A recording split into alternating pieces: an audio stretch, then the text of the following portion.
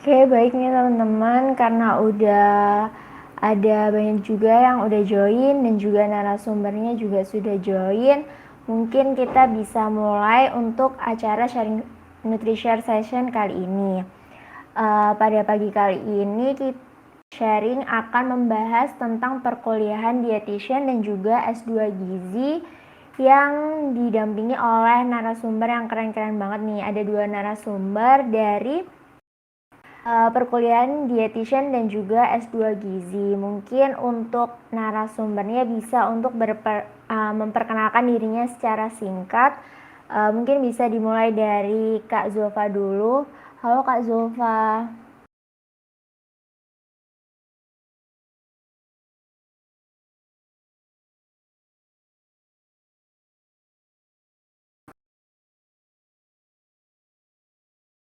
Sepertinya masih di mute Kak.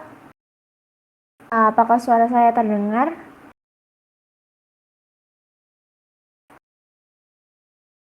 Terdengar, Kak. Oke, ini mungkin masih ada kendala pada jaringan oleh Kak Zulfa. Mungkin untuk Kak Santi, apakah bisa untuk perkenalan diri terlebih dahulu, Kak? Oh ya, bisa. Apakah suara saya terdengar? Kak, terdengar jelas. Oh Baik, ya, Kak. perkenalkan, saya Lusanti, biasa dipanggil Santi. Kebetulan saya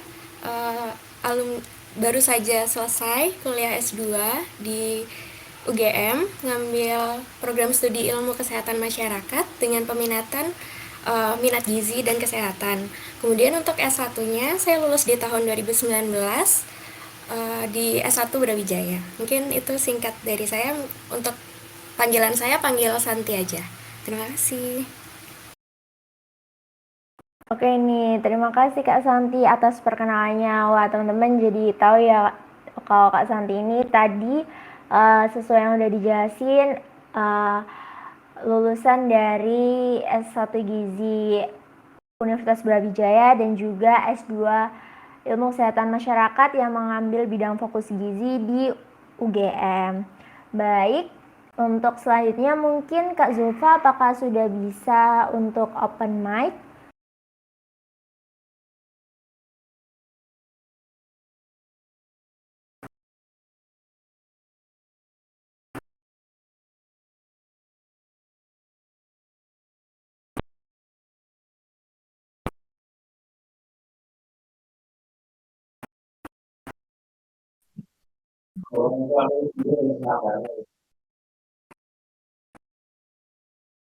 Halo Kak Zulfa.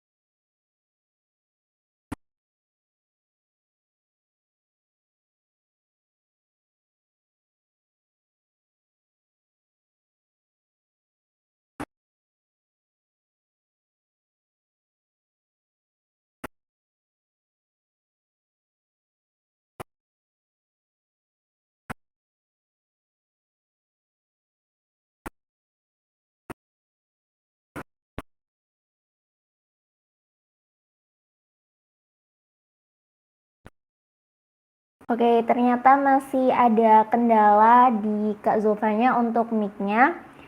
Mungkin sambil menunggu uh, Kak Zulfa mungkin. Oh, ini sepertinya udah bisa. Halo Kak Zulfa.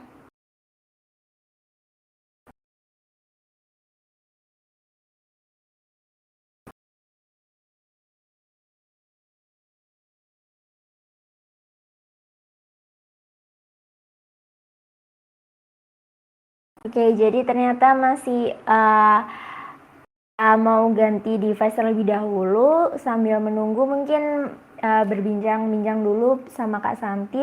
Untuk Kak Santi, halo Kak, apa kabarnya Kak hari ini? Halo semuanya.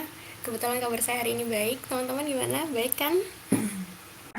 Alhamdulillah baik nih Kak. Oke, jadi um, Untuk sharing session kali ini kan juga berkaitan dengan S2 dan dan salah satu narasumber kita yang dari S2 adalah Kak Santi. Jadi mungkin untuk pertama bisa nih Kak tentang persiapan perkuliahan S2 yang Kak Santi jalani seperti sebelumnya itu bagaimana sih Kak? Mungkin bisa diceritakan?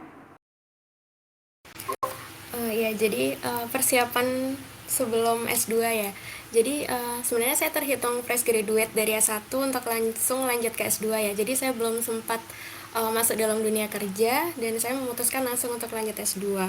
Mungkin persiapan paling awal banget ketika kita mau memutuskan untuk lanjut S2 itu motivasi dari diri kita sendiri sih, kayak kita meyakinkan diri kita, kita ini emang mau lanjut untuk belajar atau atau mau mencari kerja gitu.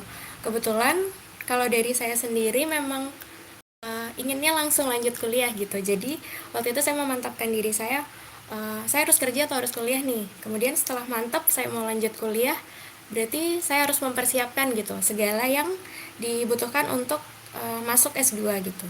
Dan yang pertama harus disiapkan selain motivasi, kemampuan bahasa Inggris ya, karena untuk tes di UGM itu menggunakan persyaratan nilai TOEFL gitu. Jadi mungkin sambil menunggu waktu pendaftaran S2 kita bisa belajar TOEFL gitu agar nilainya nanti mencukupi untuk nilai minimal TOEFL masuk UGM kayak gitu. Terus selain itu kita juga harus belajar TPA karena tes masuk S2 itu salah satunya juga ada tes potensi akademik gitu. Terus apa lagi ya? Oh ya, kita juga harus menyiapkan topik tesis, soalnya waktu untuk masuk S2 terutama di UGM, saat kita mendaftar kita itu harus tahu kita mau mengarah penelitian tesisnya ke arah mana gitu. Dan ini juga nanti berpengaruh terhadap peminatan yang kita ambil di S2 gitu. Jadi di awal saya mempersiapkan topik tesis yang ingin saya ambil nantinya. Kebetulan karena saya dari lulusan S1 Gizi, jadi S2-nya saya ingin yang linear, jadi saya ambil lagi peminatannya Gizi. Jadi untuk proposal tesis yang saya susun itu dengan topik Gizi gitu. Jadi belum nanti waktu pendaftaran S2 di UGM ini udah mengirimkan proposal tesis begitu. Jadi kita harus membuat rancangan penelitian biar nanti ketika kita sudah di S2 itu kita udah linear dengan peminatannya. Kemudian kita juga udah ada gambaran tesisnya ke depannya nanti kayak gimana. Karena kan S2 itu singkat ya. Jadi tidak ada banyak waktu untuk berpikir mau topik seperti apa. Jadi itu disiapkan sejak awal. Kayak gitu sih. Terus kalau dari segi persiapan tes-tesnya itu ya disiapkan nanti, misalkan di setiap universitas biasanya kan berbeda ya tesnya seperti apa, itu nanti bisa disiapkan sesuai dengan persyaratan masing-masing universitasnya kayak gitu. Mungkin itu sih Kak untuk persiapan kemarin waktu mau ambil S2. Oke nih Kak Santi, maaf. Menarik banget nih karena saya kira awalnya itu untuk tesis itu mungkin di akhir-akhir nih kayak skripsi, ternyata udah dari awal ya kayak udah mulai dipersiapin di perkuliahan S2-nya seperti itu. Ya betul. Jadi kalau di UGM itu termasuk salah satu persyaratan ya untuk mendaftar menjadi mahasiswa gitu. Jadi harus sudah punya bayangan tesis begitu. Oke, jadi juga tergantung di mana kita mau apply S2-nya ya Kak, karena persyaratannya itu berbeda-beda juga setiap univnya. Betul sekali. Oke nih, udah jawaban yang keren banget nih dari Kak Santi. Mungkin sekarang Kak Zulfa udah bisa untuk open mic. Halo Kak Zulfa. Halo Zahra dan teman-teman. Masih Halo. belum terdengar Kak suaranya. Sebentar ya.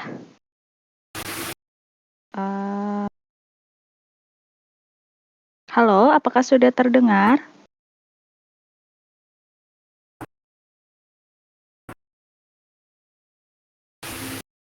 Halo? Sudah, Kak. Sudah ya? Halo? Untuk Kak Zulfa, apakah sudah ada suaranya Kak? Halo, ini saya sudah berbicara. Apakah teman-teman bisa mendengarkan suara Iya, saya? Kak. Iya, Kak, mendengar, Kak. Oh, mungkin dari aku nih yang ada jaringannya. Sebentar ya, teman-teman. Oke.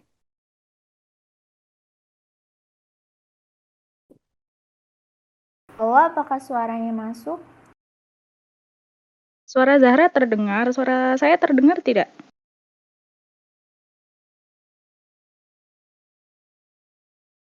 Oke, mohon maaf nih teman-teman. Sepertinya ada kesalahan jaringan di saya.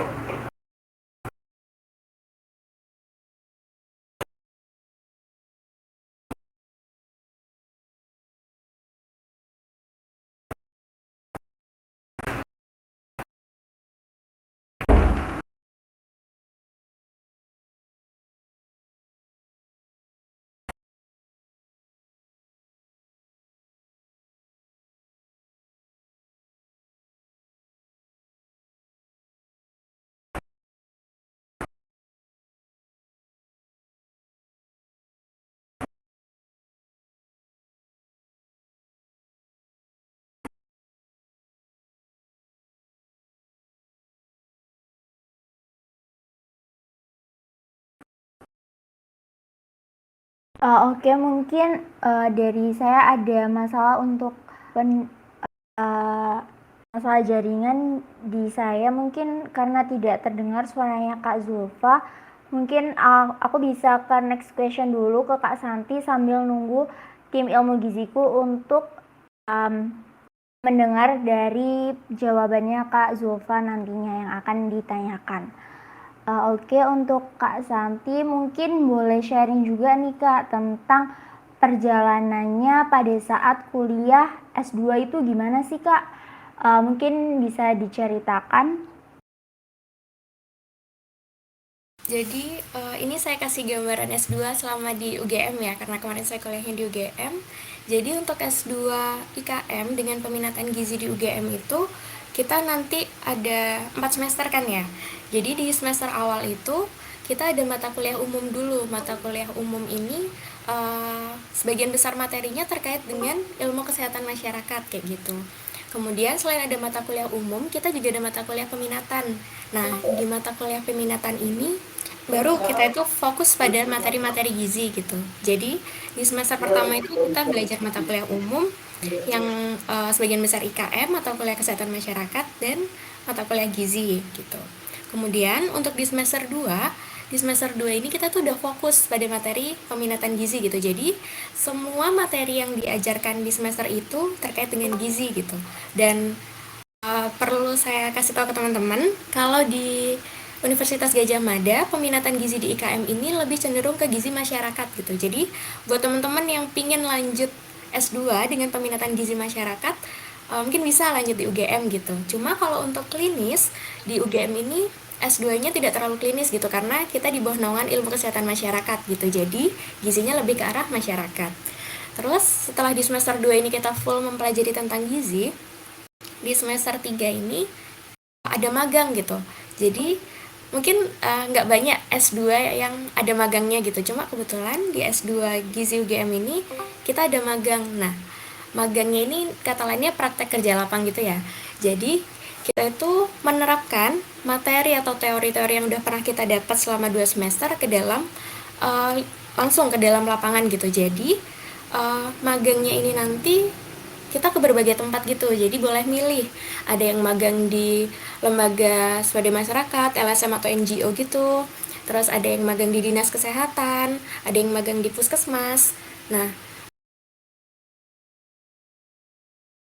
materi atau menerapkan ilmu yang pernah kita dapat selama semester 1 dan 2 kayak gitu. Jadi, kebetulan untuk saya kemarin magangnya di dinas kesehatan. Jadi, benar-benar kita belajar dari awal bagaimana kita mencari masalah gizi, kemudian menganalisis masalah-masalah gizi dan bagaimana intervensi yang tepat nantinya, kemudian merancang pembuatan program gizi, kemudian menjalankan program itu, dan yang terakhir kita mengevaluasi apakah program yang kita jalankan itu berjalan dengan baik, seperti itu.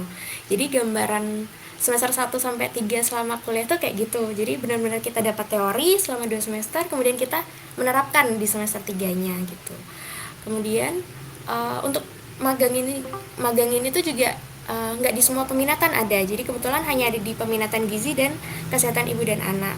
Dan di UGM ini kan IKM itu ada banyak peminatannya kayak gitu.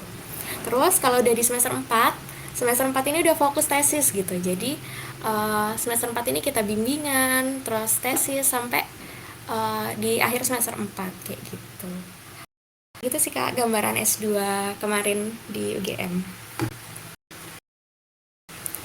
Oke nih Kak Santi, terima kasih atas sharingnya. Jadi kalau yang bisa aku tangkap dari penjelasan Kak Santi tadi, ada 4 semester tentunya karena ada 2 tahun ya di S2. Nah di semester 1 itu belajar tentang mata kuliah umum, lalu untuk semester 2-nya itu mulai di peminatan, dan kalau di UGM itu Kak Santi ambilnya peminatan gizi dan lebih ke gizi masyarakat. Lalu di semester 3-nya ada juga magang gizi atau bisa disebut juga dengan PKL, praktek kerja lapangan, dan baru di semester 4-nya yaitu tesis. Seperti itu ya Kak. Betul. Oke, jadi tesisnya tadi sesuai dengan sharing yang sebelumnya juga udah disiapin ya Kak untuk topiknya di persiapan perkuliahan untuk pendaftarannya, karena memang cuman waktunya 1 semester saja ya Kak. Iya betul, jadi karena emang waktunya singkat, jadi kadang kan kita yang lama itu nyari topik tesis gitu ya, nyari topik skripsi mungkin kalau teman-teman sekarang ada yang masih skripsi. Jadi keuntungan ketika kita di awal sudah diharuskan menemukan topik tesis itu ketika kita sudah dimasuk di semester pembuatan tesis itu kita udah ada bayangan gitu. Oh kemarin saya mau buat seperti ini, itu tinggal nanti diajukan kepada dosen pembimbing gitu. Meskipun pada semester 2 pun kita ada mata kuliah metodologi penelitian. Biasanya di sana tesis yang kita udah buat di awal saat pendaftaran itu bisa kita konsulkan dengan tutor-tutor mata kuliah gitu. Jadi biasanya sudah berkembang banyak nih ketika mata kuliah metode penelitian. Jadi ketika tesis benar-benar memasuki tesis dan mendapat pembimbing itu, kita biasanya udah melanjutkan dari metode tesis yang kita ajukan di metode penelitian dan saat awal pendaftaran itu tadi. Meskipun ya ada beberapa teman saya yang berubah gitu karena mungkin pembimbingnya memiliki masukan yang lebih baik kayak gitu. Oke, jadi nggak menutup kemungkinan ya Kak untuk berubah dari topik yang udah diajukan di awal karena masukan dari dosen pembimbingnya, seperti itu ya Kak. Iya, betul sekali. Oke nih Kak, terima kasih atas sharingnya. Sekarang mungkin bisa coba connect lagi ke Kak Zulfa. Halo Kak Zulfa. Halo Zahra, Bisa suaranya dibantu terdengar? sama teman tim ilmu giziku yaitu Kak Cipa. Silakan Kak Cipa. Ya, halo. Karena ada kendala di Zahra, jadi aku yang buat bantu Kak Zulfa gitu. Jadi, Oke, boleh. jadi tadi kan Kak Suaraku Zulfa terdengar? kedengaran Kak, kedengaran. Oke, baik. Jadi tadi kan Kak Zulfa belum perkenalan tuh. Oke, sekarang kita kasih waktu sebentar untuk Kak Zulfa perkenalan biodata singkat gitu Kak. Silakan Kak, waktu dan tempat. Oke, terima kasih Cipa dan teman-teman. Maaf ya sebelumnya karena mungkin ada kendala jaringan. Jadi selamat pagi teman-teman semua. Perkenalkan nama saya Zulfa. Saya sekarang sedang menempuh pendidikan profesi dietitian Fakultas Ekologi dan Manusia IPB University sejak Agustus 2021. Kemudian saya lulus menjadi sarjana gizi itu pada tahun 2020 dari program studi gizi Fakultas Kedokteran Universitas Diponegoro. Begitu kurang lebihnya. Oke, jadi Kak Zulfa sekarang lagi pendidikan profesi dietitian ya Kak? Iya, betul di IPB. Di IPB, oke. Kalau kan sebelum masuk tuh ada persiapan gitu kan Kak, persiapan perkuliahan dietitian. Itu waktu Kakak awal-awal daftar itu gimana ya Kak? Misalnya kayak cara daftarnya gitu, terus apa yang dipersiapkan untuk bisa masuk perkuliahan dietitian? Oke, baik. Izin menjawab ya, Cipa. Jadi seperti yang disampaikan sama Kak Santi sebelumnya, jadi kurang lebih sama. Di awal itu kita perlu tahu dulu nih, kita sebenarnya mau lanjut kerja atau mau lanjut kuliah. Nah, kalau lanjut kuliah, apakah kita mau lanjut ke profesi atau mau lanjut ke S2 begitu. Nah, mungkin bagi teman-teman yang minatnya lebih ke clinical, bisa melanjutkan ke profesi dietitian. Kemudian selanjutnya setelah kita tahu nih kita mau milih profesi dietitian untuk kuliah kita selanjutnya, langkah selanjutnya itu teman-teman searching dulu kira-kira kampus mana aja yang udah buka program studi profesi dietitian ini. Kemudian setelah di list kampus mana saja, kalau tidak salah sekarang jumlahnya sudah 9 kampus ya di Indonesia. Itu bisa teman-teman list satu persatu, kemudian teman-teman searching juga kurikulumnya, kemudian bisa dicari juga tempat internship-nya di mana aja, kemudian bisa dicatat tanggal-tanggal penting seperti kapan buka pendaftarannya, kapan seleksi berkasnya, kemudian kapan tesnya dan sebagainya. Kemudian bisa dicatat juga persyaratan dari masing-masing program studi karena biasanya masing-masing program studi itu syaratnya berbeda-beda begitu. Misal kalau di IPB sendiri persyaratan yang perlu dipersiapkan sebelumnya beberapa bulan sebelumnya yaitu tes TOEFL. Jadi kalau saya dulu karena dari awal skripsi menjelang skripsi itu sudah niat untuk lanjut ke Ardi, jadi saya menyiapkan bimbingan intensif untuk TOEFL. Jadi nanti karena bimbingannya itu butuh waktu, jadi memang harus dipersiapkan sebelumnya. Kemudian bisa diperhatikan juga dari masing-masing institusi profesi dietitian itu beda-beda biaya pendaftaran, biaya kuliahnya dan sebagainya itu bisa teman-teman catat dulu, bisa disesuaikan dengan orang tua teman-teman semua. Kemudian kalau misalkan sudah semuanya bisa dilakukan untuk belajar soal-soal untuk tesnya seperti itu sih kurang lebih. Kemudian kalau misalkan teman-teman udah punya kenalan kakak tingkat atau mungkin platform seperti Ilmu Giziku ini, teman-teman juga bisa ikut sharing sessionnya, jadi bisa mengerti sedikit gambaran tentang perkuliahan Ardi itu seperti apa nantinya. Begitu kurang lebih Cipa dan teman-teman. Oke, Kak. Jadi tadi kan aku dengar tuh kalau kuliah profesi itu beda ya, Kak, dengan S2 biasa aja. Itu kira-kira di mana ya, Kak, perbedaan antara dietitian profesi sama S2? Mungkin ada yang masih belum paham atau masih bingung gitu, Kak. Mungkin bisa dijelaskan? Oke, jadi perbedaannya yang pertama dari segi waktu ya, waktu pendidikan kalau profesi dietitian ini hanya 1 tahun atau 2 semester, sedangkan kalau S2 tadi sudah dijelaskan oleh Kak Santi juga ya, itu ada 4 semester ya kalau nggak salah. Jadi perbedaan waktu masa studinya di situ. Kemudian yang kedua dari segi apa ya pembelajarannya kalau profesi dietitian itu benar-benar full di lapangan. Jadi seperti kita saat PKL di S1 tapi waktunya lebih panjang. Sedangkan kalau S2 itu masih ada materi ya Kak ya, masih ada perkuliahan dan sebagainya. Mungkin perbedaan yang besar di situ sih yang kelihatan gitu.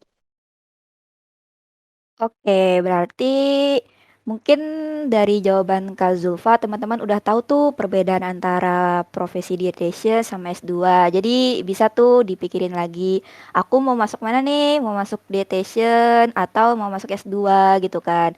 Kalau dietitian 1 tahun tuh kata Kak Zulfa, kalau di S2 kan masih ada 4 semester tuh. Oke, untuk sekarang mungkin kita bisa lanjut ke sesinya Kak Santi lagi. Silakan Zahra. Oke, terima kasih Kak Cipa. Suara aku udah masuk ya sekarang? Udah masuk. Oke nih, jadi tadi juga alhamdulillah udah kedengeran suaranya Kak Zulfa, soalnya aku habis pindah device. Karena kita sekarang ke Kak Santi untuk pertanyaannya yaitu mungkin gimana sih Kak tips lolos atau belajar survive di perkuliahan S2 itu kayak gimana sih Kak? Pasti kan juga ada perbedaannya nih, tingkat kesulitannya saat menjalankan perkuliahan S1. Itu seperti apa sih Kak? Boleh diceritakan? Terima kasih. Oke, jadi selama S2 ini memang agak berbeda ya dengan S1. Mungkin meskipun bedanya sebenarnya tidak terlalu jauh, cuma lebih dari segi seberapa kita kritis untuk menjalani perkuliahan gitu. Jadi selama S2 ini kita tuh lebih cenderung untuk banyak membaca gitu ya. Jadi mungkin ketika S1 dulu kita membaca hanya 5 jurnal mungkin per hari, ketika S2 ini kita jadi harus membaca lebih banyak gitu, karena sebagian besar tugas selama S2 itu tidak jauh dari makalah gitu, tidak jauh dari uh, membuat paper atau membuat scoping review kayak gitu. Jadi benar-benar kalau yang saya rasakan perbedaan ketika S1 dan S2 ini, ketika S2 ini saya dituntut untuk lebih banyak membaca gitu. Jadi tugasnya benar-benar dari sekitaran jurnal gitu, kita harus banyak membaca. Terus kadang ada tugas penugasan itu yang kita harus langsung bertanya atau wawancara kepada pakar, terus nanti kita menganalisis hasil wawancara kita itu dengan teori-teori yang ada kayak gitu. Jadi poin penting ketika kita bisa survive di S2 itu kita harus banyak membaca itu tadi gitu. Terus yang kedua, mungkin kita jangan malu bertanya ya selama kuliah, karena ketika perkuliahan ini kita kan nggak cuma bersama teman-teman yang fresh graduate gitu, kita juga bareng-bareng sama teman-teman yang mungkin sudah banyak pengalaman kerjanya gitu, sudah bertahun-tahun kerja kemudian lanjut S2 kayak gitu. Jadi kadang ketika perkuliahan, ketika ada dosen yang memberikan pertanyaan, kita tuh kadang bisa sampai amazed gitu sama jawaban teman-teman yang udah kerja, karena mungkin bagi saya yang fresh graduate selama S2 kemarin, saya belum merasakan itu di dunia kerja gitu. Jadi survive-nya tuh kadang kita harus percaya diri dengan diri kita meskipun kita nggak punya pengalaman sebanyak kakak-kakak yang udah kerja gitu. Jadi mungkin kadang kita minder ya ketika ada pertanyaan dari dosen nanya A gitu, terus teman-teman yang sudah kerja karena pengalaman kerjanya sangat banyak, jadi bisa jawab tuh dengan sangat sangat baik gitu, karena apalagi jawabannya tuh sesuai dengan kejadian di lapangan kayak gitu. Jadi ya kita nggak boleh minder kayak gitu selama kuliah, karena ada kakak-kakak yang lebih expert gitu. Dan biasanya kalau fresh graduate kita masih berlandaskan teori banget ya, karena mungkin kita masih kurang di lapangannya kayak gitu. Jadi bisa kita belajar juga, sharing sama kakak-kakak yang udah kerja gitu di luar perkuliahan juga. Kakak-kakak yang udah kerja ini biasanya membantu kita ketika kita ada project penugasan dari dosen yang terkait dengan lapangan. Kakak-kakak ini kan punya link yang sangat luas gitu, jadi kadang kita bisa belajar bareng dengan mereka kayak gitu. Terus survive yang kedua apalagi ya, pokoknya jangan males belajar karena penugasannya sangat banyak di S2 ini. Terus apalagi kalau nanti udah magang itu kita capek di lapangan, juga capek otaknya karena membuat project dan membuat laporan project itu tadi. Terus tesis sih yang paling membutuhkan effort lebih dalam perkuliahan. Jadi benar-benar apalagi kan waktu tesis ini sangat singkat ya, di tahun saya itu hanya 6 bulan untuk menyelesaikan tesis. Jadi benar-benar kita tuh harus rajin mengerjakan tesisnya di setiap hari gitu. Jadi setiap hari kita harus punya progres tesis kita, karena waktunya sangat mepet ya, 6 bulan. Kita harus dari awal, dari konsul pertama, kemudian sempro, nanti ada seminar hasil, kemudian ada ujian tesis kayak gitu. Itu kan tahapannya lumayan panjang dalam waktu yang singkat. Jadi ya survive-nya kita nggak boleh males selama S2, harus banyak belajar, banyak membaca, dan untuk tesisnya harus dicicil setiap hari kayak gitu sih buat survive S2 kemarin.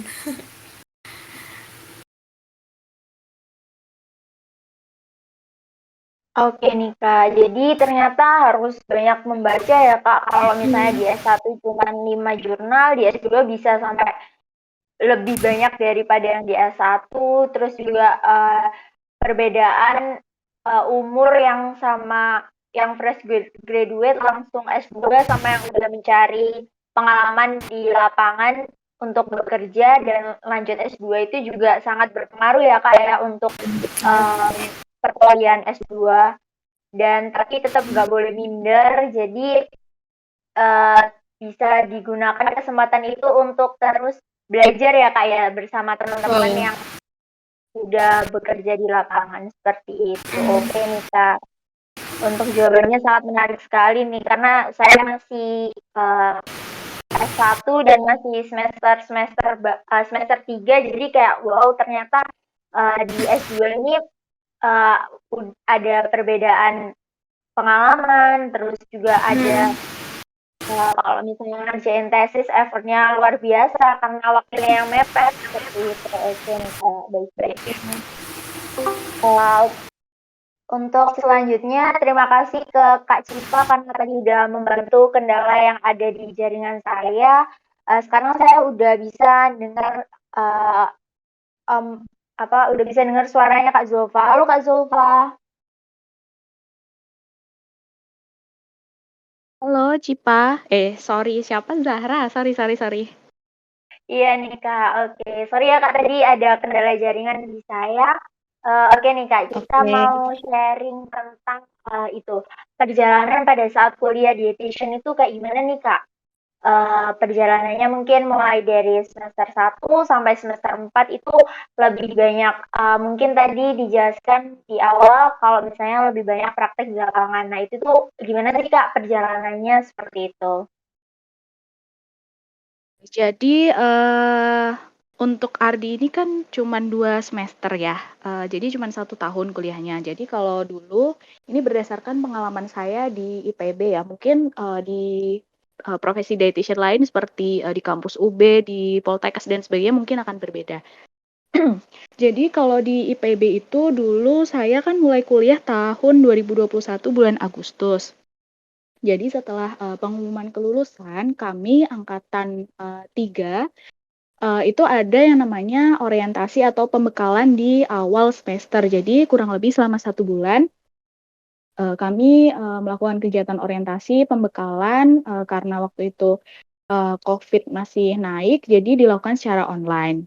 Untuk orientasi atau pembekalan ini isinya adalah apa ya, refresh materi yang sudah pernah kita pelajari saat S1. Jadi gimana tuh 4 tahun kita belajar harus dipersingkat dalam waktu 1 bulan untuk mengingat kembali semua materi yang kita pelajari. Tapi nggak yang terlalu rinci gitu sih. Pokoknya intinya biar kita ingat lagi asuhan gizi seperti apa, kemudian gizi masyarakat seperti apa, kemudian penyelenggaraan makanan seperti apa, seperti itu. Nah, dalam orientasi atau pembekalan itu didampingi oleh pembimbing atau clinical instructor atau CI dari tempat magang yang akan kita nantinya belajar gitu. Jadi pembimbing hadir di situ, kemudian teknis nanti saat akan dilakukan magangnya seperti apa nanti dijelaskan. Kemudian biasanya ada latihan soal-soal atau latihan mengerjakan kasus seperti itu. Kemudian setelah orientasi selama 1 bulan, kemudian akan ada yang namanya ujian pembekalan atau ujian orientasi. Jadi untuk menilai selama orientasi itu kita sudah seperti apa kemampuan kita dan apakah nantinya bisa dilanjutkan untuk terjun ke lapangan. Tapi biasanya untuk ujian itu lulus semua sih, karena kan udah S1 kemudian udah ditambah orientasi 1 bulan, jadi menurut aku itu nggak masalah dijalanin aja. Kemudian setelah ujian langsung masuk nih ke rotasi-rotasi. Jadi ada 3 rotasi kan ya, rotasi gizi klinis, gizi masyarakat, dan juga manajemen penyelenggaraan makanan. Untuk satu rotasi itu juga terdiri dari beberapa subrotasi. Misalkan nih, kalau aku dulu setelah ujian pembekalan itu masuk ke rotasi gizi masyarakat dulu. Dan masuk ke subrotasi gizi pekerja serta pendidikan dan promosi gizi. Jadi satu angkatan itu kita bareng-bareng masuk ke subrotasi itu tempatnya di PT Amerta Indah Otsuka di Plen Sukabumi. Jadi bentuk kegiatannya apa aja sih? Jadi di AIO atau di Otsuka itu kita menjadi seorang dietitian dari para karyawan dari AIO-nya. Jadi AIO ini punya program namanya wellness program. Nah, kita ini sebagai dietitian-nya. Itu kita membantu para pekerja ini untuk hidup lebih sehat, mungkin untuk menurunkan berat badan, mungkin untuk memonitor berat badan juga ada juga biasanya yang ingin menambah berat badan seperti itu.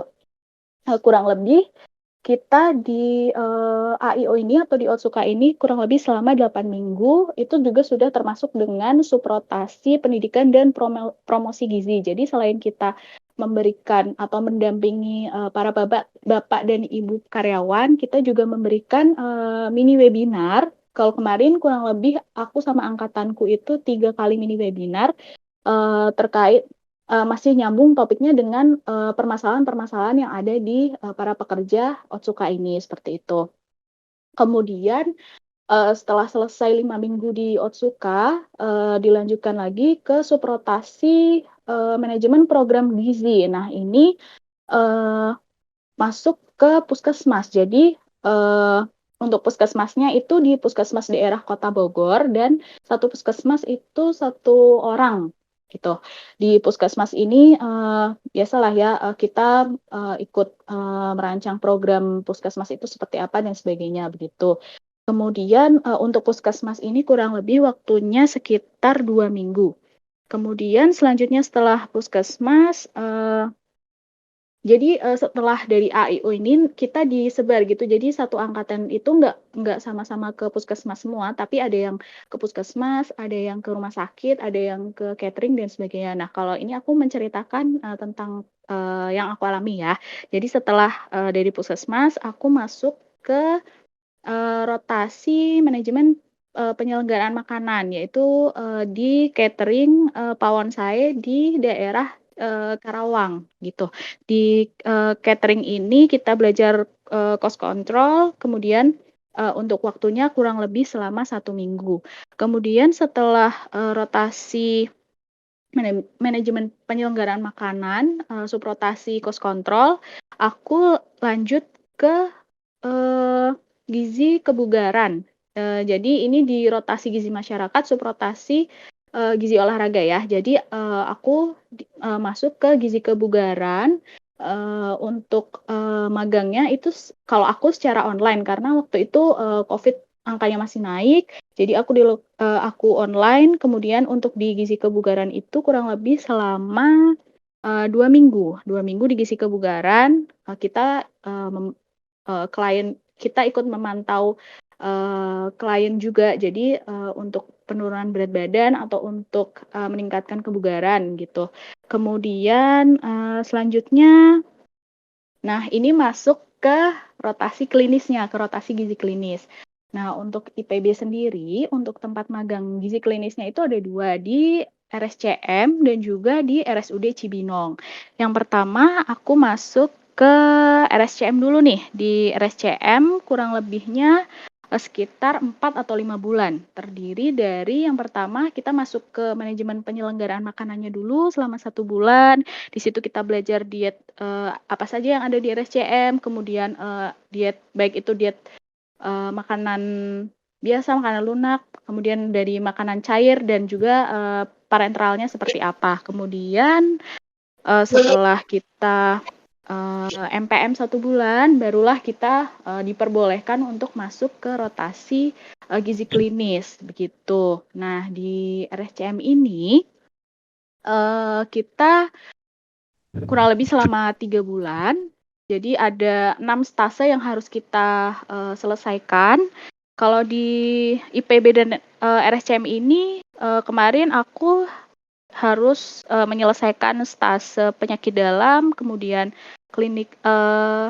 critical ill, kemudian rawat jalan, kemudian stase anak, stase cancer, dan stase bedah. Untuk gambaran dari prestasenya itu kurang lebih sama seperti saat magang di S1, namun mungkin lebih lama waktunya dan juga kasusnya lebih banyak dan juga apalagi RSCM kompleksitas kasusnya juga lebih sulit gitu, lebih butuh belajar dan butuh menyesuaikan gitu. Tapi nggak apa-apa karena di RSCM ini banyak sekali pelajaran terutama yang bisa diambil dari kasus-kasus yang sulit atau bahkan rare case gitu. Kemudian setelah Dari RSCM aku lanjut ke RSUD Cibinong kurang lebih 5 minggu. Di RSUD Cibinong itu terdiri dari 4 stase, yaitu stase stroke, kemudian ada penyakit dalam juga, kemudian stase jantung, dan stase obstetri dan ginekologi. Begitu. Nah, untuk selanjutnya, setelah dari RSUD Cibinong, nantinya aku akan masuk balik lagi ke rotasi gizi masyarakat, subrotasi gizi olahraga, tapi di KONI Provinsi DKI Jakarta. Kurang lebih di KONI ini kita sekitar 2 minggu, begitu. Untuk KONI sendiri, aku belum masuk. Insya Allah nanti tanggal 15 aku baru masuk ke KONI. Begitu kurang lebihnya. Semoga bisa dimengerti ya, agak panjang memang kalau diceritakan. Terima kasih. Wah, terima kasih nih Kak. Wah, ternyata itu ya banyak juga tahapan-tahapan mulai dari meskipun hanya 1 tahun tapi banyak juga pembelajaran yang langsung terjun di lapangan gitu ya Kak. Mulai dari pelajaran S1 yang bisa diulangi lagi dalam 1 bulan, direview kembali, lalu juga ada disediakan 3 rotasi tadi, ada manajemen penyelenggaraan makan, dan juga klinik, yang di mana klinik ini ternyata banyak rare case-nya seperti itu ya Kak. Iya, betul. Betul sekali, Zahra. Oke Kak, lalu tadi udah dijelasin nih perjalanan saat kuliah di dietitian. Sekarang gimana sih Kak untuk bisa lolos di dietitian maupun tips belajarnya biar bisa survive di perkuliahan dietitian? Oke, mungkin kalau tips untuk bisa lolos, teman-teman yang pertama harus searching dulu dan ngelis kampus mana aja yang mau di-apply buat daftar dietitian. Kalau dulu aku ada pilihan ke IPB, ke UB, sama ke Poltekkes karena itu karena alasan dekat dari rumah dan juga termasuk dalam perguruan tinggi negeri yang lumayan besar begitu ya, karena juga alumninya juga udah lumayan banyak dan udah istilahnya udah bagus seperti itu. Kemudian kalau bisa apply-nya lebih dari satu. Kalau misalkan kamu nggak yakin, kurang yakin bisa diterima di situ dengan alasan mungkin pendaftarnya banyak, jadi teman-teman bisa apply lebih dari satu kampus begitu. Kalau dulu aku pernah apply di Brawijaya, kemudian di IPB, dan juga di Poltekkes Jogja. Kemudian dikomunikasikan juga nih ke orang tua terkait biaya-biaya yang nantinya dibutuhkan, karena setiap universitas atau perguruan tinggi itu beda-beda ya biayanya. Kalau di IPB atau UB sendiri relatif sama, kemudian kalau di Poltekkes itu relatif agak lebih murah sedikit, tapi mungkin ada beberapa biaya biaya praktik dan sebagainya. Jadi lebih dikomunikasikan lagi ke orang tua, kemudian kira-kira enaknya mau di mana gitu, mau yang agak jauh atau yang dekat rumah atau sebagainya, itu perlu dipertimbangkan juga. Kemudian belajar soal-soal ya, ini yang harus diperhatikan juga. Belajar soal-soal, kalau soal-soal seleksinya sendiri teman-teman bisa belajar dari soal-soal UKOM S1 gitu, karena kurang lebihnya sama sih tipe soalnya seperti itu. Kemudian bisa untuk belajar soal-soalnya juga bisa dari materi S1, kemudian belajar praktik pengukuran penilaian status gizi, karena nanti di seleksinya akan ada seleksi penilaian status gizi. Seperti itu. Dan juga ini yang paling penting juga, berdoa dan jangan lupa minta doa restu dari kedua orang tua. Gitu sih kurang lebihnya untuk tips lolos. Kemudian kalau tips survive-nya, hmm, apa ya? Karena kan kita sudah niat dari awal, kita sudah mau ambil RD atau mau ambil S2 gitu. Jadi kita sebisa mungkin harus bertanggung jawab dengan pilihan itu. Dengan diterimanya kita di RD atau S2, berarti kan kita sudah diberikan amanah dan juga kepercayaan baik dari orang tua maupun dari Tuhan ya, untuk melanjutkan pendidikan. Jadi lebih keinget niat awal aja sih. Kemudian jangan sungkan untuk sharing dengan teman-teman satu angkatan. Atau ini tips sih, jadi kalau misalkan mau daftar RD atau mungkin S2, ajak teman-teman kalian yang satu angkatan. Jadi nanti saat kuliah itu istilahnya ada teman yang apa ya, jadi kayak senasib gitu karena dulunya S1-nya bareng gitu. Jadi kalau mau daftar-daftar gitu jangan sendirian, ajak teman-teman kalian itu sebanyak-banyaknya biar nanti juga lebih gampang gitu. Selain itu juga apa ya, itu tadi sih komunikasi dengan teman-teman satu angkatan, terus komunikasi dengan dosen dan juga pembimbing lapangan. Kurang lebihnya itu sih, sama jangan lupa minta doa restu ke orang tua. Itu kurang lebihnya.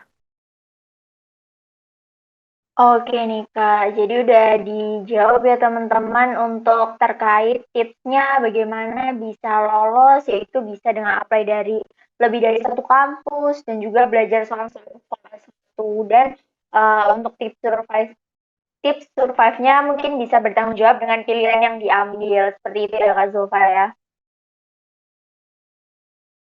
Oke nih teman-teman. Untuk selanjutnya mungkin kita bisa beralih lagi ke Kak Santi. Untuk Kak Santi, apa aja sih Kak suka duka yang dirasain sebagai menjadi mahasiswa S2 nih Kak, yang mengambil konsentrasi di gizi seperti itu, bagaimana nih Kak? Kalau suka duka ya, mungkin sukanya dulu.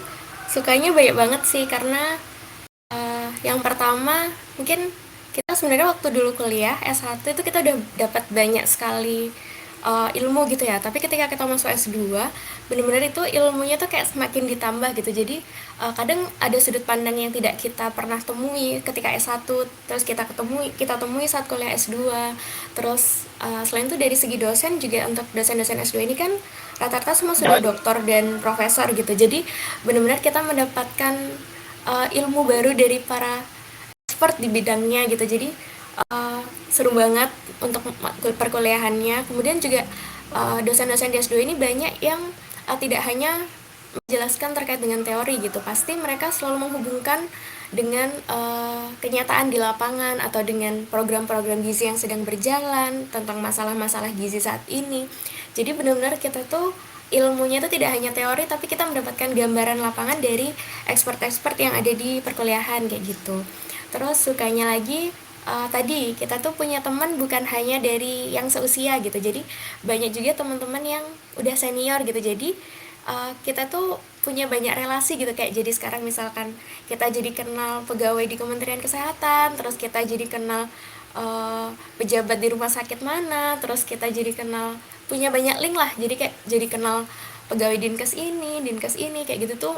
Menurut saya itu menyenangkan sekali karena mungkin kita juga saya sendiri belum bekerja ya sebelumnya, jadi mungkin ini bisa menjadi bekal nantinya, kayak jadi dapat gambaran nih kalau kerja di sini seperti apa, kerja di sini seperti apa, karena melihat dari pengalaman mereka kayak gitu. Terus ketika sesi sharing gitu, ketika perkuliahan mungkin kita hanya terbatas pada teori-teori aja gitu, sedangkan kita bisa mendengarkan jawaban dari teman-teman kita itu yang punya pengalaman baru atau pengalaman berbeda gitu. Jadi tuh menurut saya selama S2 ini sukanya tuh membuka pikiran banget sih, membuka apa ya, menambah ilmu banget dan menambah relasi tentunya, karena banyak kita mengenal orang-orang tuh dari segala apa ya, dari segala background lah, kayak kasarannya kayak gitu. Terus mungkin kalau dukanya apa ya, mungkin saya belum merasakan ada duka selama perkuliahan S2, karena mungkin ya emang dari awal udah ingin berada di sini, ingin menjalani S2. Jadi selama menjalani perkuliahan ini enjoy aja gitu. Mungkin ya duka, dibilang duka juga bukan duka sih, mungkin agak survive-nya ya ketika tesis kemarin menguras ini sih, menguras pikiran dan energi. Tapi ketika udah berhasil menyelesaikannya tuh kayak wah, ternyata bisa survive gitu selama perkuliahan ini. Jadi ya overall lebih banyak sukanya sih selama kuliah gitu. Itu sih. Terima kasih. Oke Kak, makasih nih Kak. Jadi teman-teman lebih banyak sukanya nih daripada dukanya buat kalian yang mau apply di S2. Lalu gimana nih Kak untuk Kak Zulfa yang sebagai seorang mahasiswa dietitian, ketika menjalani perkuliahan itu apa aja sih Kak suka dukanya seperti itu?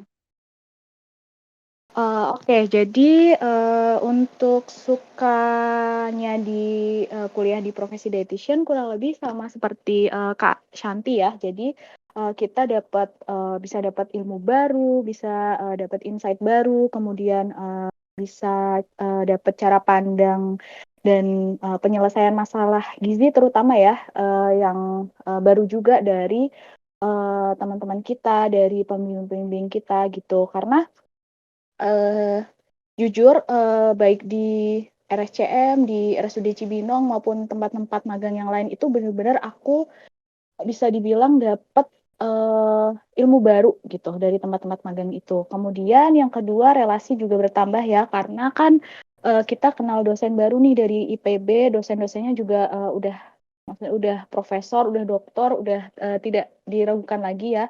Kemudian dari pembimbing lapangan kita saat di lapangan, kemudian dari clinical instructor atau dari CI kita, kemudian dari teman-teman dari luar universitas juga karena kan profesi dietitian ini banyak ya, dari S1-nya dari aku sendiri dari Undip, kemudian ada temanku juga yang dari IPB dan sebagainya. Belum lagi nanti kalau di tempat magang ketemu sama teman-teman lain, seperti kemarin aku di RSUD Cibinong juga ketemu sama teman-teman profesi dietitian lain dan juga S1 universitas lain gitu. Kemudian kita juga bisa kenal sama dokter, kenal dokter konsulen, dokter PPDS, dokter residen yang lagi fellow juga. Jadi terutama di RSCM itu banyak sekali interaksi terjadi antara ahli gizi, kemudian dokter spesialis, dokter umum, dari perawat dan juga bidan juga gitu. Jadi untuk relasi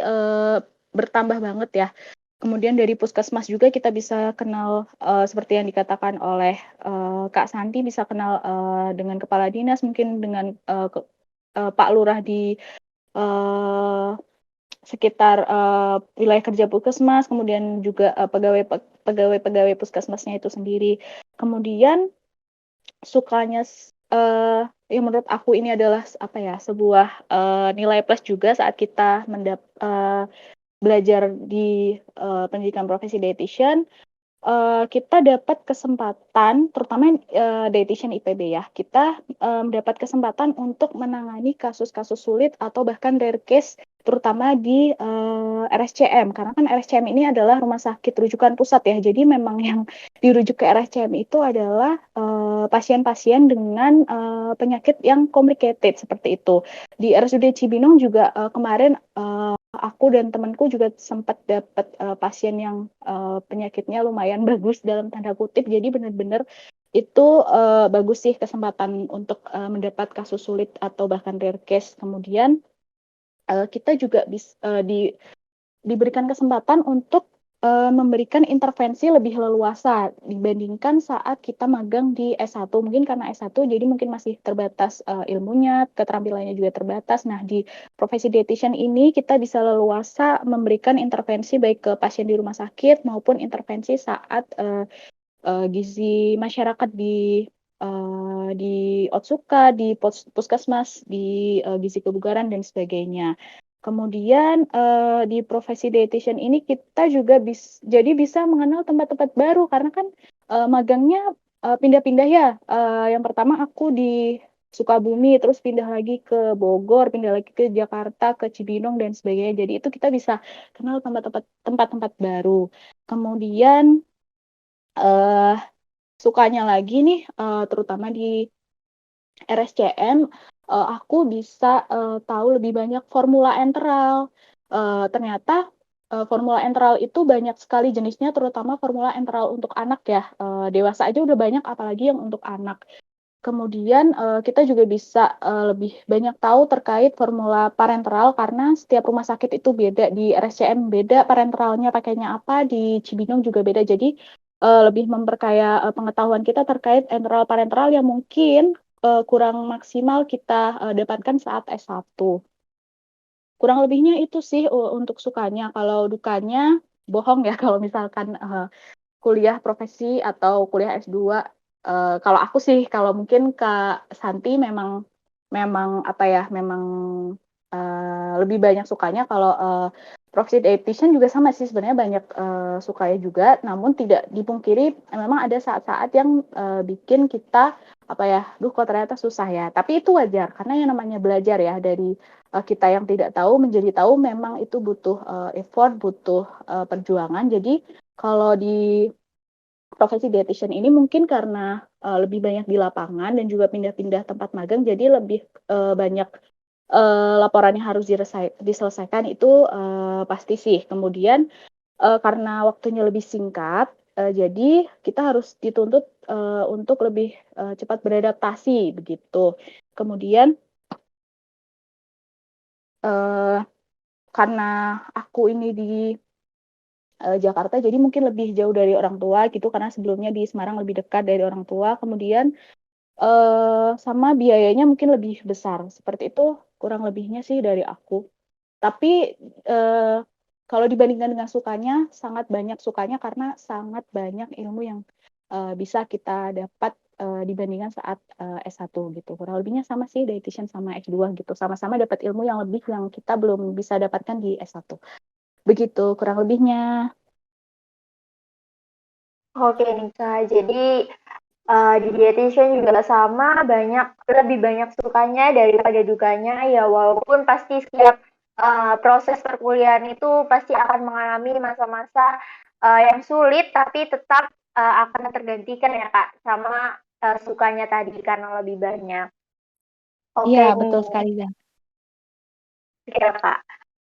Untuk selanjutnya kita bisa ke Kak Cinta lagi. Gimana nih Kak? Udah tadi jelasin tentang suka dukanya menjadi seorang mahasiswa S2. Apa sih Kak hal yang paling memorable ketika Kak Cinta ini menjadi mahasiswa S2 selama menjalani perkuliahan?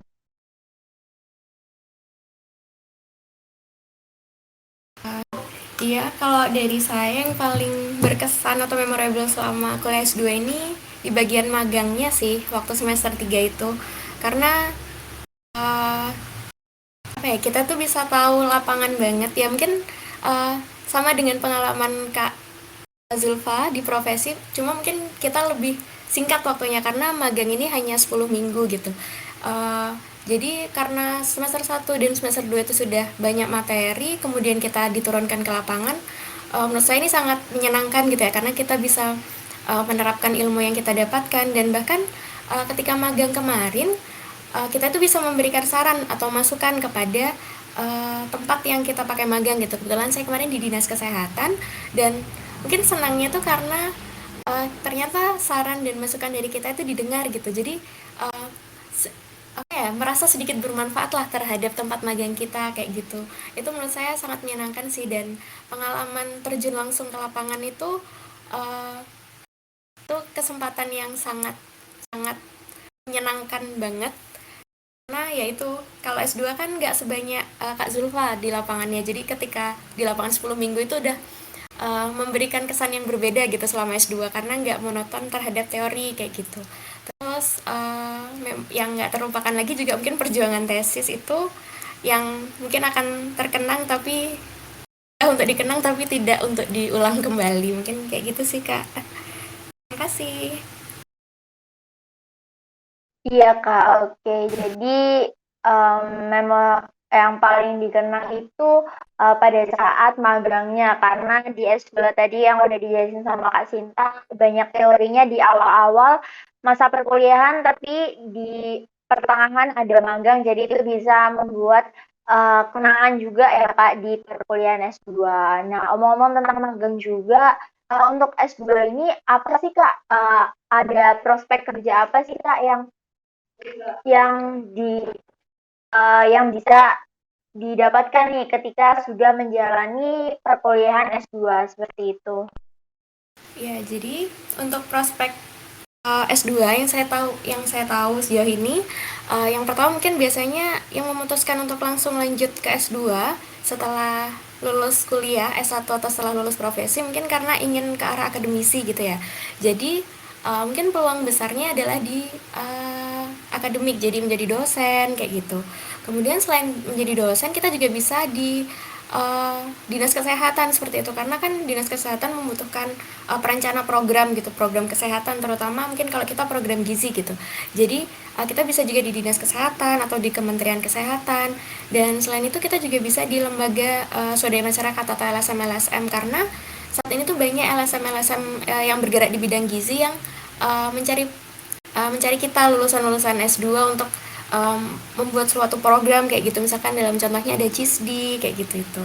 Terus mungkin bisa juga di ini lembaga-lembaga penelitian, karena banyak sekarang dicari lulusan-lulusan S2 untuk menjadi anggota peneliti di lembaga penelitian, dan ada beberapa lembaga-lembaga yang emang khusus di bidang kesehatan gitu, jadi mencari kita untuk menjadi analis di lembaganya seperti itu.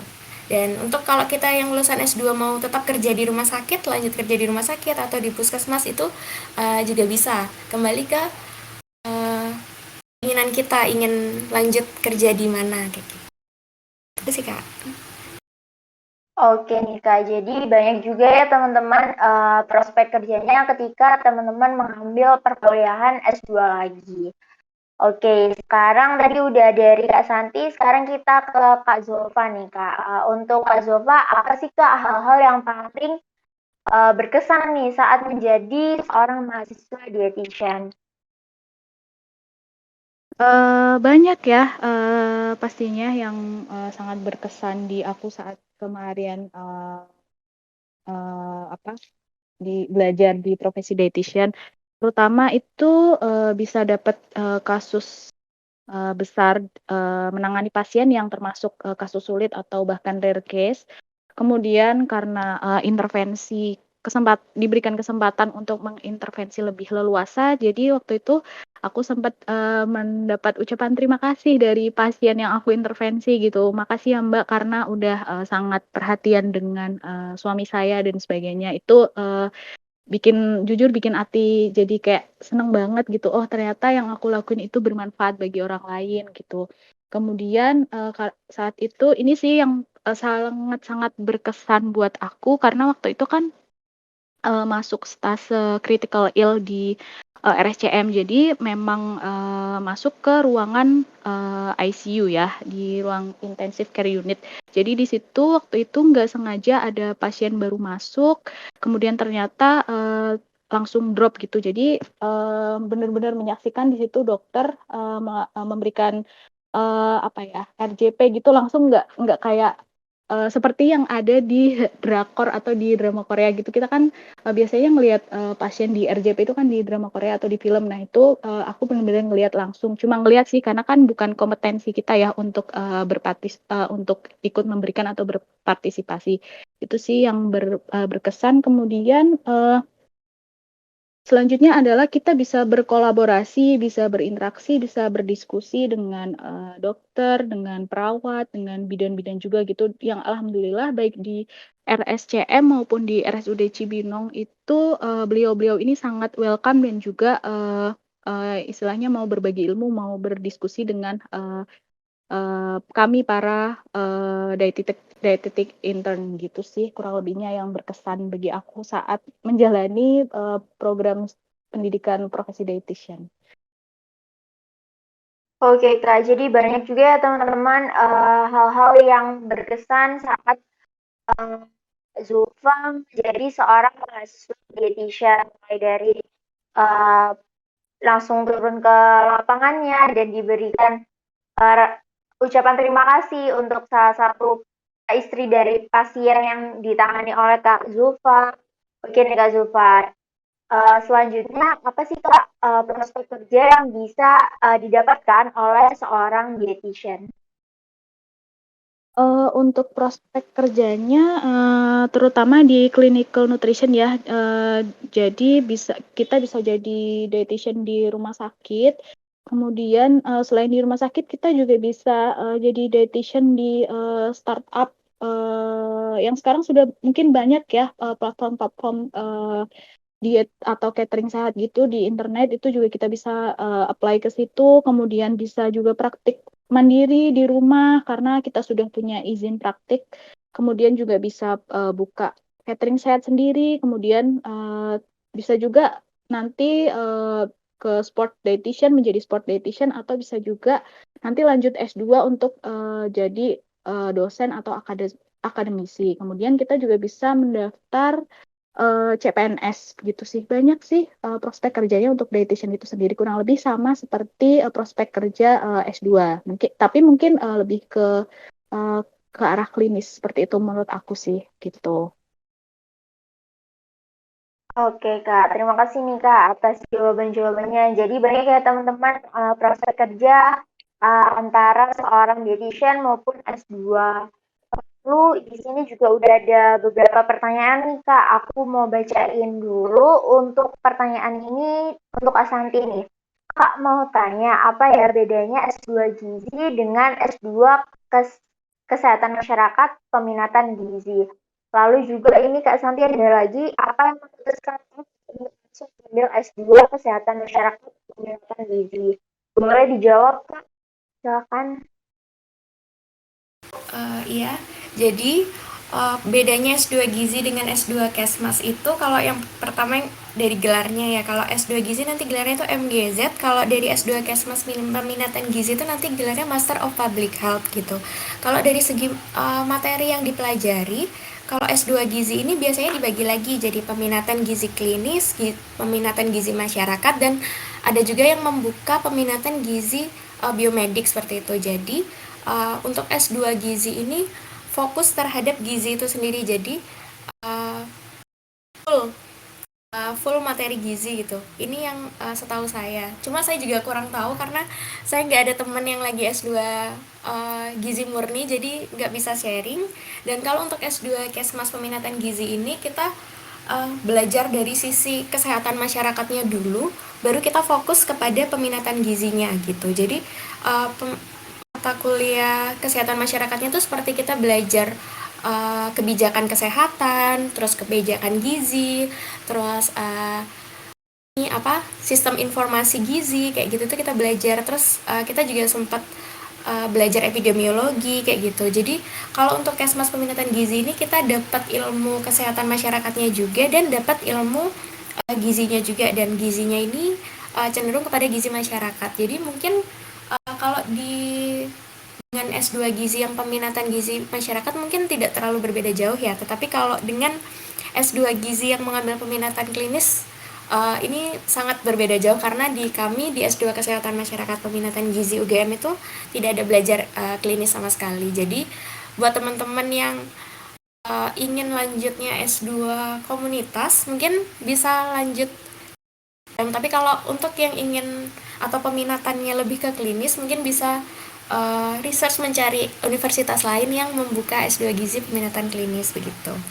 Terus kalau untuk apa yang memutuskan saya ingin langsung lanjut S2 di UGM itu yang pertama karena sebenarnya saya dulu sempat bimbang, galau mau ambil profesi atau mau ambil S2 gitu.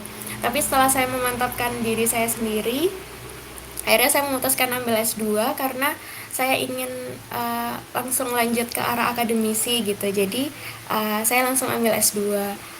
Juga kemarin sempat mempertimbangkan biaya juga dari segi UKT, karena S2 ini lumayan mahal UKT-nya, dan ya 4 semester kan, jadi itu harus dibicarakan dengan orang tua. Dan kemarin karena orang tua setuju dengan pilihan saya yang ingin langsung lanjut S2 agar bisa menjadi akademisi, akhirnya saya memantapkan diri untuk lanjut S2 kayak gitu. Dan saya juga sempat sharing sama dosen. Jadi dulu tuh setelah lulus saya sempat membantu di kampus dan sering bertemu dengan dosen-dosen. Jadi saya mencari pencerahan gitu. Terus karena minat saya lebih ke arah gizi komunitas, jadi mendapat saran mungkin bisa langsung lanjut S2 saja kayak gitu sih kalau dari saya.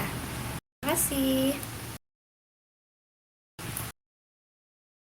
Oke Kak, makasih juga atas jawabannya. Jadi seperti itu ya teman-teman, juga dikembalikan lagi kepada tujuan kedepannya ingin seperti apa. Kalau tadi Kak Santi ingin berfokus pada akademisi, maka dari itu Kak Santi memilih melanjutkan S2 seperti itu. Lalu untuk pertanyaan selanjutnya ini sama tetap dari staff, yaitu ditujukan oleh Kak Zulfa nih Kak, apa sih yang memutuskan Kakak untuk langsung ambil S2?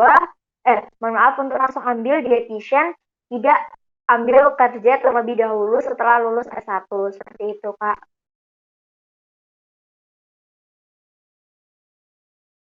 Oke, baik. Jadi dulu itu kan aku kan lulus di tahun 2020, kemudian masih ada UKOM, masih ada sumpah profesi nutrisionis ya. Nah, itu tuh karena STR-nya belum ada, jadi aku nggak bisa apply kerjaan gitu. Sedangkan aku memang minatnya lebih ke gizi klinis atau gizi masyarakat, yang mana kalau misalkan mau apply kerjaan itu harus butuh STR. Jadi karena STR itu aku belum ada, makanya aku memutuskan untuk lanjut kuliah gitu. Nah, kemudian setelah dipikir-pikir, ternyata aku lebih eh, pengen ke klinis, makanya aku mempertimbangkan untuk melanjutkan ke profesi dietitian. Begitu sih kurang lebihnya.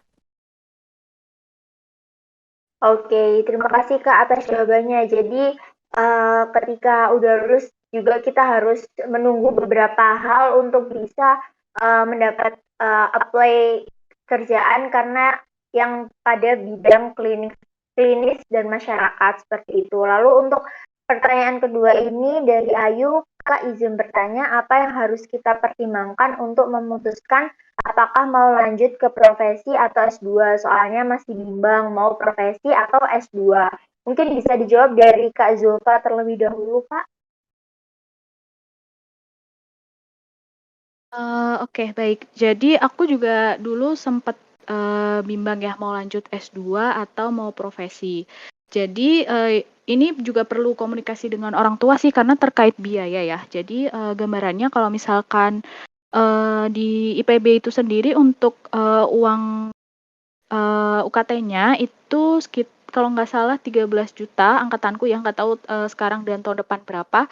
Kemudian itu harus dibayarkan berarti 2 kali karena ada 2 semester. Kemudian untuk S2-nya mungkin teman-teman bisa searching pengennya kemana dan juga bisa dilihat UKT-nya berapa. Mungkin dari situ teman-teman bisa komunikasi ke orang tua karena kan yang mau memberikan biaya kan orang tua ya terutama nggak menutup kemungkinan bisa juga dapat beasiswa, tapi kan pasti kita butuh apa ya siap-siap dana dulu nih kira-kira kita lebih dananya orang tua lebih ACC ke profesi atau ke S2 gitu.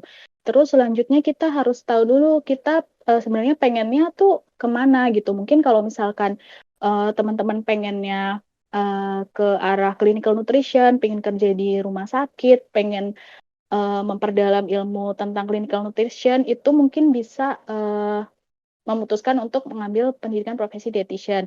Walaupun tidak menutup kemungkinan, terutama di IPB sendiri, kita sebenarnya juga nggak belajar clinical nutrition aja sih, kita tetap belajar gizi masyarakat, tetap belajar manajemen penyelenggaraan makanan, tapi untuk durasinya memang lebih banyak di clinical nutrition gitu. Terus kalau misalkan teman-teman pengen jadi akademisi atau jadi dosen atau mungkin bisa ngambil kebijakan gitu di instansi tertentu, mungkin teman-teman bisa lanjut ke S2. Mungkin ini nanti bisa ditanyakan lebih lanjut ke Kak Santi gitu sih. Eh apa lagi ya? Udah ya, itu aja ya. Gitu sih kurang lebihnya. Oke, terima kasih Kak atas jawabannya. Itu tadi adalah jawaban dari Kak Lupa. Kalau misalnya menurut Kak Santi bagaimana nih? Bagaimana nih Kak untuk pertanyaan yang tadi? Ya, saya setuju banget dengan jawaban Kak Zulfa, kurang lebih sama. Jadi emang yang pertama itu kita kembalikan ke diri kita sendiri ya. Kita setelah lulus ini mau kemana gitu. Jangan sampai kita mengambil suatu pilihan tanpa kita tahu rencana kita ke depannya seperti apa kayak gitu. Jadi uh, itu tadi karena kalau saya mempertimbangkan mengambil S2 karena seperti yang dikatakan Kak Zulfa, ketika kita mengambil profesi itu kan lebih banyak materi klinis, meskipun tidak menutup kemungkinan kita akan mendapat materi, pasti mendapat komunitas, pasti mendapat penyelenggaraan makanan kayak gitu. Dan kembali ke tujuan saya tadi yang pertama, karena saya ingin ke akademisi, jadi saya memutuskan untuk lanjut S2 meskipun tidak menutup kemungkinan setelah selesai S2 ini saya melanjutkan juga ke profesi kayak gitu. Jadi gitu sih. lebih ke arah teman-teman mau kemana, mau langsung menjadi praktisi di rumah sakit atau ingin menjadi akademisi gitu. Dan tadi sempat juga disinggung oleh Kak Zulfa terkait dengan biaya, itu emang benar-benar harus dikonsultasikan dengan orang tua, karena betul orang tua yang mungkin menjadi penyokong utama saat ini. Meskipun ketika kita mencari beasiswa nanti juga banyak sebenarnya beasiswa-beasiswa yang bisa kita apply gitu. Terkait gambaran aja, untuk S2 di UGM waktu tahun saya masuk tahun 2020, itu UKT-nya per semesternya 15 juta, dan total S2 itu kan ada 4 semester, jadi kira-kira biaya untuk S2 di UGM itu sekitar 60 juta, dan ini tidak ada lagi sih pungutan-pungutan biaya lainnya. Jadi untuk teman-teman yang mau lanjut atau masih bingung mau lanjut profesi atau S2, itu tadi pastikan teman-teman mau jadi praktisi atau akademisi, kemudian minatnya teman-teman itu di mana, di klinis atau mungkin masyarakat atau semuanya gitu. Dan yang terakhir ya biaya itu tadi dengan orang tua. Mungkin dari saya itu aja. Terima kasih. Oke Kak, terima kasih nih Kak atas jawabannya. Jadi itu ya teman-teman tadi jawaban antara Cinta dan juga Kak Zulfa, kenapa mereka memilih meneruskan perkuliahan di dietitian dan juga S2. Lalu untuk pertanyaan selanjutnya yaitu dari Kak Tania nih Kak, untuk Kak Zulfa. Hai Kak Zulfa, kebetulan aku ada plan untuk ambil profesi tahun depan. Pertama, boleh tahu Kak apa alasan Kakak memilih IPB? Karena aku masih bingung antara UB dengan IPB. Mungkin Kakak ada alasan tertentunya. Kedua, aku lihat ada tes praktik di seleksi awal. Itu kira-kira ngapain aja ya Kak? Thank you Kak. Oke, mungkin dari Kak Zulfa boleh langsung aja dijawab, Kak. Oke, jadi alasan aku milih IPB itu karena kan, di awal aku udah bilang ya, jadi aku searching dulu, kampus mana aja yang ada dietitian, kemudian tempat magangnya di mana aja gitu. Jadi alasan aku karena, IPB ini, tempat magangnya adalah di RSCM, yang mana itu adalah Rumah Sakit Pusat, Rujukan Nasional ya, yang mana, pasien-pasien yang, di RSCM ini sudah, termasuk dalam, kategori, dalam tanda kutip "kasus bagus" gitu. Jadi aku, tertariknya di situ sih, karena jujur waktu, S1, eee dulu itu magangnya kan diplot sama kampus. Aku, ditempatkan di, rumah sakit yang mungkin, itu adalah bagus sih, sebenarnya rumah sakit bagus, cuman mungkin untuk kasusnya, agak, masih aku butuh yang lebih gitu. Jadi pertimbangannya itu sih karena, IPB ini bekerja sama dengan RSCM sebagai tempat magangnya. Kemudian, selain itu juga karena, IPB kan, termasuk dalam PTN, salah satu PTN yang, sudah besar, sudah lama ya, jadi mungkin dari segi kualitas juga sih aku mempertimbangkan hal itu. Ya walaupun mungkin UB juga sama, tapi mungkin, nilai plusnya dari IPB itu adalah, bekerja sama dengan, RSCM gitu. Kemudian, tes praktik di seleksi awal ya. Jadi, untuk IPB sendiri itu ada yang namanya tes tertulis, kemudian juga ada, tes praktik, kemudian ada psikotesnya juga dan ada wawancara. Untuk, tes tertulisnya sendiri itu kurang lebihnya soal-soalnya sama seperti, soal-soal UKOM, kemudian untuk tes praktiknya itu praktik, PSG. Jadi kita, praktik mengukur berat badan, tinggi badan, lingkar lengan dan sebagainya. Jadi mungkin teman-teman yang, ingin melanjutkan ke profesi, terutama profesi dietitian, IPB mungkin bisa dipersiapkan lagi nih, bisa berlatih lagi, bagaimana cara, eee, mengukur antropometri, kemudian, recall asupan dan sebagainya. Kurang lebih itu sih untuk praktiknya, kemudian kalau, psikotesnya ya kurang lebih, seperti psikotes pada umumnya, kalau wawancara juga, menyesuaikan, dengan, dosen atau pewawancaranya aja sih. Seperti itu kurang lebihnya. Oke Kak, terima kasih nih Kak atas jawabannya tentang kenapa alasannya memilih IPB dan juga bagaimana tes praktik waktu di awal-awal seleksi. Lalu untuk pertanyaan terakhir ada pertanyaan dari Kak Anissa, yaitu ditujukan oleh Kak Zulfa. Kak izin bertanya, berarti kalau kuliah profesi waktunya dikhususkan untuk kuliah saja ya Kak? Kalau dilihat dari pengalaman Kakak, sepertinya tidak bisa kuliah sambil bekerja. Bagaimana nih Kak untuk Kak Zulfa menanggapi pertanyaan tersebut? Oke, jadi memang betul, terutama di IPB itu sendiri, kalau misalkan kita sudah masuk atau ikut kuliah profesi, jadi waktunya memang dikhususkan untuk kuliah karena benar-benar dalam 2 semester itu full terjun ke lapangan. Jadi mungkin akan agak susah atau bahkan memang susah ya untuk dibagi waktunya jika misal sambil kerja gitu. Menurut aku sih gitu karena teman aku juga pernah ada teman satu angkatan, beliau ini sudah bekerja di rumah sakit. Kemudian karena diterima di profesi dietitian IPB, beliau memutuskan untuk resign dulu dan untuk fokus ke kuliah profesinya. Jadi nanti mungkin setelah profesi selesai baru bisa melanjutkan mendaftar kerja lagi seperti itu sih.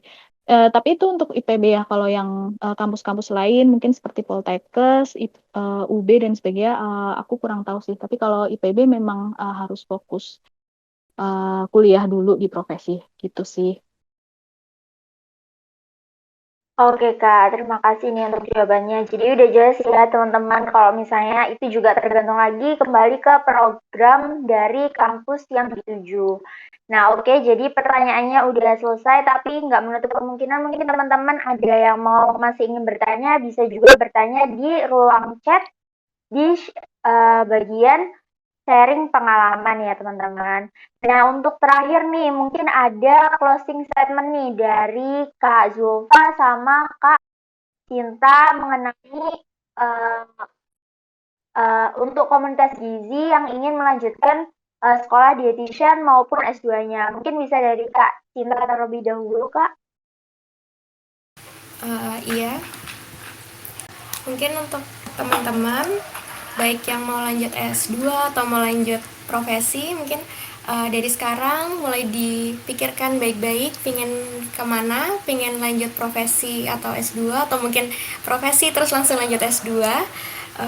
Dicari dulu atau dibangun dulu motivasi dari dirinya dan pastikan lagi kalau teman-teman ini emang masih mau belajar gitu karena kalau kita nggak punya semangat belajar nanti akan susah menjalani kuliah selanjutnya gitu. Dan jika diri teman-teman nanti udah siap untuk belajar lagi, sudah mantap dan sudah menentukan ingin ke arah mana, silakan lanjut. Dan jangan lupa juga menentukan planning setelah lulus kuliah lanjutan ini nanti mau kemana. Jangan sampai kita mengambil kuliah lanjutan tanpa kita mengetahui tujuan kita selanjutnya kemana gitu. Jadi agar efektif apa yang kita jalankan gitu. Dan kalau untuk yang pengen lanjut S2, mempersiapkan diri untuk banyak belajar lagi.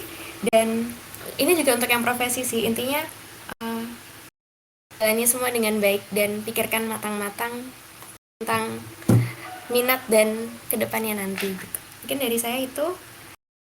Terima kasih. Oke, terima kasih nih Kak. Wah, keren nih closing statement dari Kak Sinta nih untuk teman-teman yang mau melanjutkan sekolah dietitian maupun S2. Untuk Kak Zulfa mungkin juga bisa memberikan closing statementnya nih Kak untuk teman-teman komunitas gizi yang ingin melanjutkan pendidikannya untuk sekolah dietitian maupun S2. Silakan Kak Zulfa.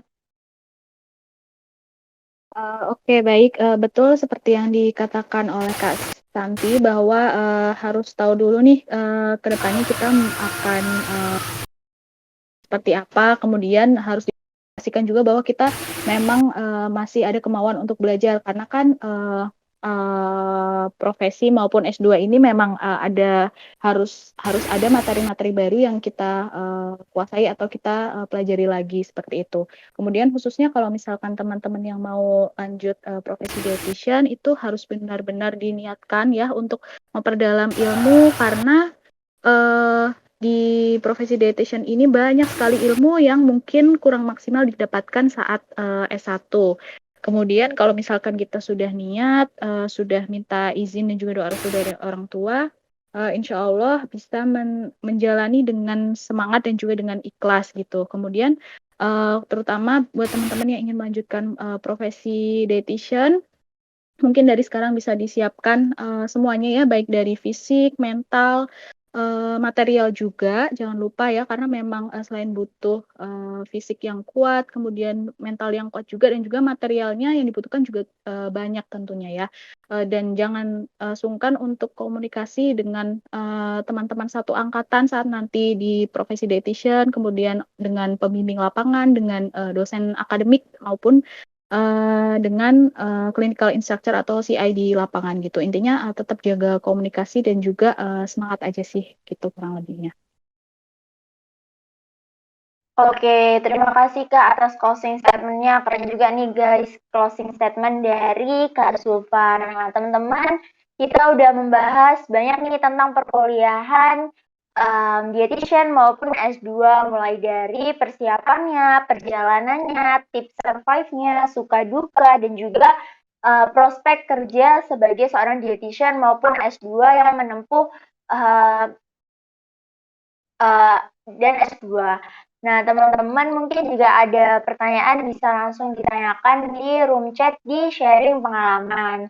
Selanjutnya saya ucapkan juga terima kasih atas karena sudah meluangkan waktunya dan memberikan pengalaman sharing-sharing nih dari Kak Zulfa dan juga Kak Cinta. Terima kasih ya Kak, dan juga terima kasih juga untuk Kak Cipa tadi yang sudah membantu di pertengahan jalannya sharing ini. Mungkin teman-teman um, bisa connect mungkin Kak ya dengan Kak Zulfa maupun Kak Sinta, apakah boleh Kak? Ya, boleh kalau saya.